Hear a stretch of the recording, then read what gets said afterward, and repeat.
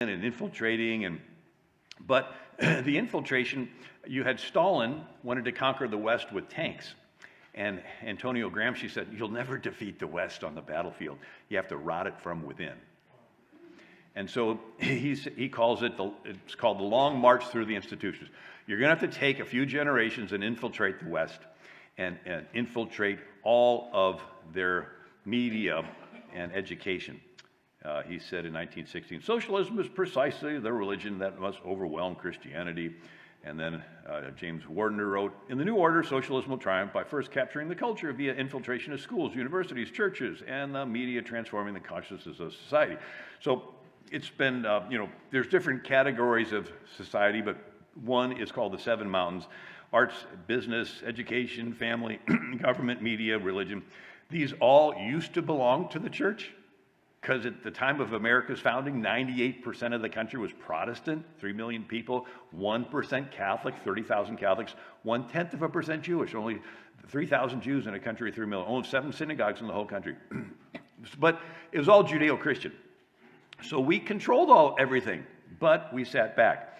And so during the Cold War, you had the communists infiltrating, like Antonio Gramsci suggested. And in 1963, Albert Herlong, congressman, read their 45 goals, and I just listed some here. Infiltrate the press, infiltrate the churches, and replace revealed religion with social religion. Infiltrate and gain control of more unions, infiltrate, gain control of big business like BlackRock, State Street, Vanguard, all those, and capture one or both political parties, gain control of key positions in radio and TV. This is 1963 that they talk about it. You know, one of the key examples of media swaying people was the first televised presidential debate. Nixon, Kennedy. Nixon did not put on makeup. And the bright studio lights made him look like he had bags under his eyes and he looked pretty bad. Kennedy put on makeup. Everybody that heard the debate on the radio said Nixon won. Everybody that saw it on TV, primarily women, said Kennedy won because he looked younger and nicer. And so it doesn't really matter what they say, it's this perception of the impression. And so Albert Herlong goes on, get control of Teachers Association, put party line in textbooks, get control of the schools, use them as transmission belts for socialism, communist propaganda, use student riots to foment protest. This was in the 1960s. Get control of the schools. They've been working this. Now, an individual water molecule acts a certain way, but you put it with other water molecules and that it acts together, like a wave, an individual fish in a bowl, but you put it with other fish and they operate together. You put a bird in a cage, but you put it with other birds, it operates as a group. And guess what? We're individuals, but you put us with other individuals and we operate as a group. We're always giving and receiving feedback of are we being accepted or are we being rejected? You're constantly saying stuff, I'm going to be rejected. Are they receiving or are they rejected? And so this is different. So most of the world is what's called honor-shame culture. That you will do what you have the group honors you for, and you will not do what the group shames you and ostracizes you and ridicules you for. And this is different than the Bible. The Bible says you're not supposed to care about the group. And so they manipulate the desire to fit in, and it's been going into the classrooms. And so it's called social emotional learning or behavior modification. And it is taking all of what I just explained to you and applying it to little innocent kids. And Alinsky said, ridicule is man's most potent weapon. Nobody wants to be left out of the party and not put on the team. And, you know, everybody wants to be picked. And so you think of Disney. Here is billions of dollars worth of product. You know, frozen T-shirts, frozen pajamas, frozen Band-Aids, frozen lunchboxes. A lot of products, a lot of money's being changed hands. And it's all based on what? Convincing a child to want something. Billions of dollars, and it's all based on what can we do to get a little child to want something. And children will do what they see other people doing. They see all their friends at school wearing this kind of tennis shoes, and they say, I want this kind of cereal at the grocery store. And so now they've weaponized it. It's called the pyramid of oppression. And they teach this in the classroom. The top of the pyramid are the cisgendered.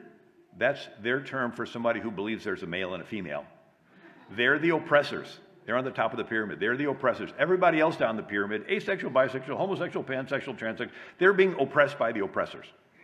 And then they ask the kids, which one are you? Well, none of the kids are going to pick the oppressor, so they'll pick anything else. And you look at it, here's Maryland Public's largest school district sees a 500% increase in non-binary trans students. Trans-identifying students increased 991% in 2 years in wealthy D.C. suburb. Here's one, 1,800 students at UC Davis identify as trans, non-binary. Here's one, unprecedented 5,000% surge in trans teens. I just read that the Generation Z, I guess what they call the younger ones, a quarter of them are now identifying as LGBTQ. In just 4 years of this being taught in schools, it works. Kids want to fit in. They don't want to be rejected. They've weaponized it. And if somebody comes out as a trans, they like celebrate it. And then so if somebody's against that, they're like implicitly saying, you're the intolerant one. And the other thing they do in school is deconstruction. It's where you portray the past negatively until the kids emotionally detach from them. Then you get them into a neutral where they don't remember where they came from, and then you portray the future positively. It's a sales technique. If I was a toothpaste salesman, the first thing I do is tell you negative things about the toothpaste you're currently brushing with. You're still brushing with that stuff? Haven't you read it'll eat the enamel off your teeth? You're like, you're repulsed by it. Now I have you in a neutral, you're open-minded. What are all the toothpastes out there? Then I give you my pitch for this brand new tartar-controlled breath freshener toothpaste. So it's sort of a drive neutral reverse. So they go into the classrooms and they tell the kids the founders were all slave owners and chauvinists and took land from Indians and they were bad, bad, bad. Forget the fact they gave you a country where you're in charge, because the word citizen means co-king, right? Forget all that. They're all bad, and the kids are like, ooh, they're bad, and I'm going to detach from them and everything they did. And then now the kids are in a neutral. And they're saying, okay, we're going to have comparative religion class, and we're going to talk about Islam, and we're going to talk about, and we just don't have time to get around to Christianity. And then they portray the future positively and push their socialism, their LGBT, trans, and Islamism, and so forth. And so Europe went through this.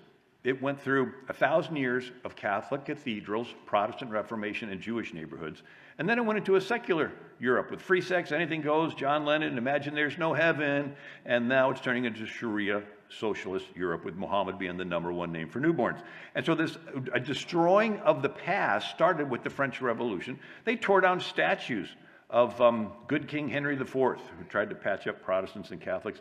They dug up the grave of Saint Genevieve and trashed it. She lived in the 450s, and she got Paris to fast and pray, so Attila skipped sacking Paris. I mean, during this French Revolution, they wanted to destroy history because they wanted to do something new, right? And China did this. So 3rd century BC, the Warring States period, half a dozen kingdoms fighting. One guy wins, Qin Shi Huangdi, and he unifies China. And he gets criticized for doing things differently than they had been done for centuries before. And he got tired of being criticized. So he decided to destroy all records of how things were done before.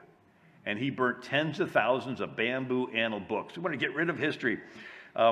His chancellor, Li Si, 213 BC, writes, I, your servant, propose that all historians' records other than those of Qin's be burned.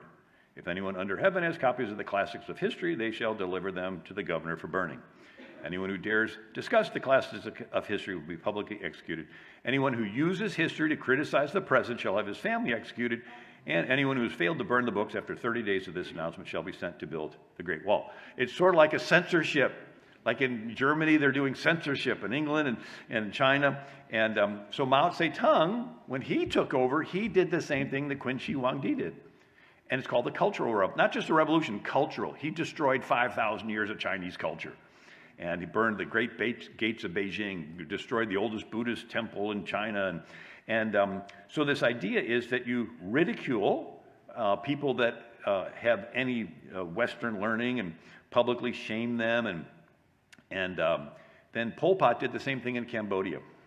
He went so far as to say that 1975 was the new year zero. Anything happened prior to that was irrelevant. And he killed anybody that wore glasses. He said if you wore glasses, you could read. If you read, you knew the history. And he wanted to destroy history because he killed a third of his country.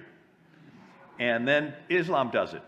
So when the Muslims were invading Egypt, the oldest library in the world was there in Cairo, Alexandria. And when they went to Caliph Umar, they said, what should we do with these books? And he says, well, every book that does not agree with the Quran, destroy.